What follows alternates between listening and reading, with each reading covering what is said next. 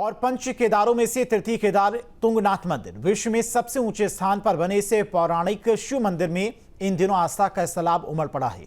तुंगनाथ धाम में इस वर्ष रिकॉर्ड तोड़ यात्री दर्शन के लिए आ रही हैं। यात्रा के 24 दिन में 21,000 से अधिक यात्री दर्शन कर चुके हैं और ये सिलसिला बदस्तूर जारी है।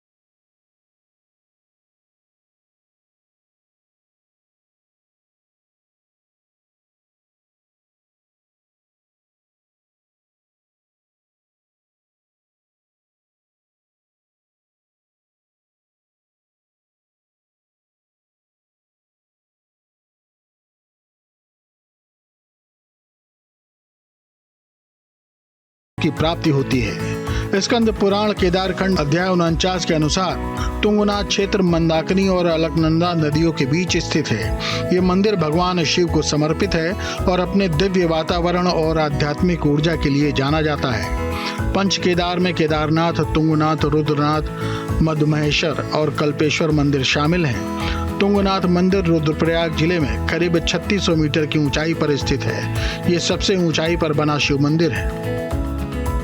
आपको बता दें कि इस बार तुंगनाथ मंदिर के कपाट 2 मई को खोले गए थे। तृतीय केदार तुंगनाथ धाम की यात्रा धीरे धीरे रफ्तार पकड़ने लगी है। 23 दिनों में तीर्थयात्रियों का आंकड़ा 20,000 के पार पहुंच गया है।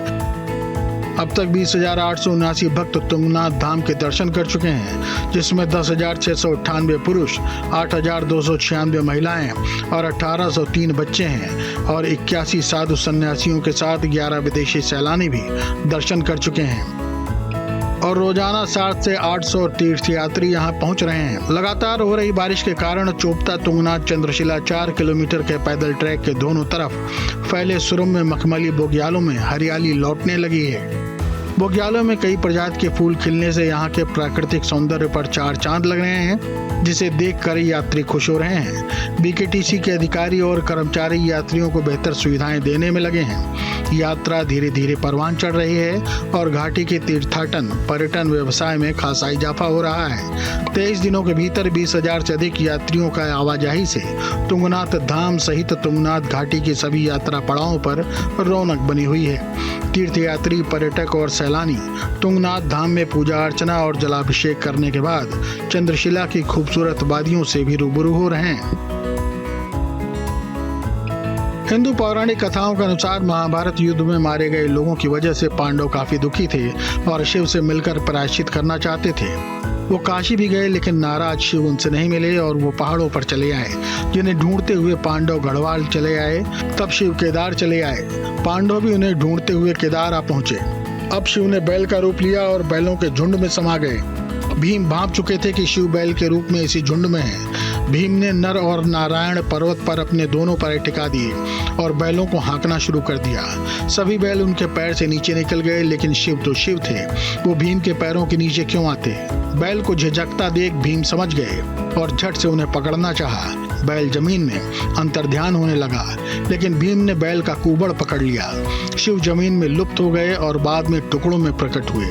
केदारनाथ में कुबड़ उभरा, तुंगनाथ में भुजाएं दिखी, रुद्रनाथ में चेहरा दिखा, मधुमहेश्वर में नाभि और पेट सतह पर आए और कल्पेश्वर में उनके बाल दिखाई दिए। 5 अलग अलग रूपों में शिव के प्रकट होने से पांडव प्रसन्न हो गए। उस समय उन्होंने शिव जी को प्रसन्न करने के लिए इन मंदिरों का निर्माण कराया था।